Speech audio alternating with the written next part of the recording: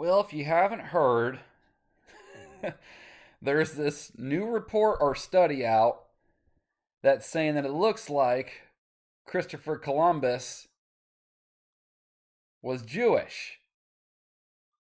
And so there's kind of an uproar about that.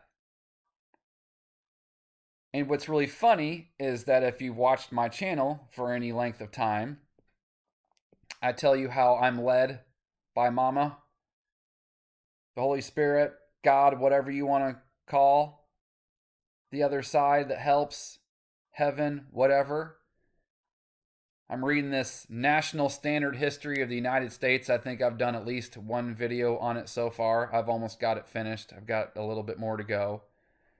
Been reading on it for a few months now. And I'm always kind of led to watch things or play games or read books. And then somewhere shortly after, usually I start it, something will happen and it will help all sorts of stuff fall into place. Let me go grab it real quick because I forgot to grab the picture. Before we go there, in 1492, Spain was primarily Catholic, with the last Muslim stronghold on the Iberian Peninsula falling to the Catholic monarchs.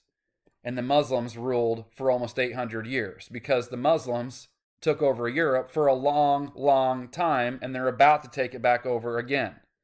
But anyway, in 1492, Spain was primarily Catholic. And so when I'm reading this book and I come across this page and it's a whole chapter about Columbus because it's about the history of the United States from the ground up. It was written in the 1800s. It doesn't even have all the states in the Union yet because it's such an old book. Here's this chapter about Columbus and it says it right here. He first sought aid in the city of his birth, but met only with failure when he wanted to come over here. And I thought that was interesting. I was like, really? So his city of birth, the people that he grew up with didn't want to help him, didn't give him any kind of aid. And I thought that was kind of odd. And I wondered why that was. And then here you go. Maybe it's because they're like, hey, you ain't one of us. And you don't even want to be one of us. So why don't you get out of here and go find help from somebody else? Because you're not one of us. It just makes you wonder. And then you find out that how he got his help was once again because of a woman. The sympathies of Isabella were aroused by the possibility of converting the heathens. The coffers of the Spanish treasury had been drained by a long war with the Muslim Moors.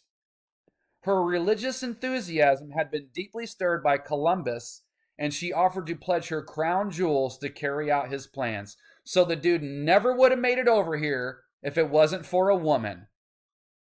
Do you see where I come from? With all this stuff, and I tell you it's all about the divine feminine and all about the feminine. Do you see where I come from? And this is why I'm not Christian. Christians were still eager to convert the unbelieving by argument, by torture, or by sword. I don't want that blood on my hands. Christians have blood on their hands. I am not interested in that. So that just makes you wonder, doesn't it? And then wouldn't you know it, this is not the first time it's mentioned in this book. The Jesuits began the exploration of the interior of the continent. And the Jesuits and the Jews, if you look that up, you'll find they're tied together. In 16th century Spain, Jesuit priests of Jewish descent played a central role in forming the education, spirituality, and philosophy that are the integral to the Society of Jesus or the Jesuits. Explores the tangled roots of Jesuits and the Jews. So it would appear to me that the Jesuits, the Jews, or whatever you want to say, set this country up. So I just got an answer to my own question in real time when I'm reading this, going, well, how come Columbus's own people didn't want to help him? What have you done for love today? Yeah, that's a good question to ask anybody these days.